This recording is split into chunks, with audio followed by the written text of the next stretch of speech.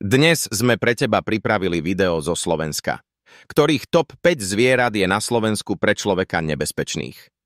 Na Slovensku sa síce nenachádzajú extrémne nebezpečné zvieratá ako v tropických oblastiach, ale aj tak tu žije niekoľko druhov, ktoré môžu byť pre človeka nebezpečné.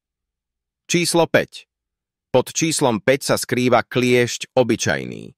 Prenáša nebezpečné choroby ako limskú boreliózu a kliešťovú encefalitídu. Nachádza sa najmä v lesoch a na lúkach s vysokou trávou.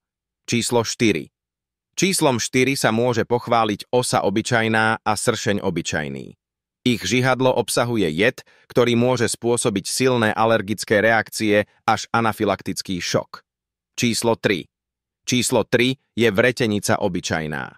Jedná sa o jediného jedovatého hada na Slovensku. Žije v lesoch, lúkach a horských oblastiach. Číslo 2. Toto číslo získal vlk dravý. Vlci sa väčšinou ľuďom vyhýbajú, ale môžu byť nebezpeční, ak sú zranení alebo chorí. Číslo 1.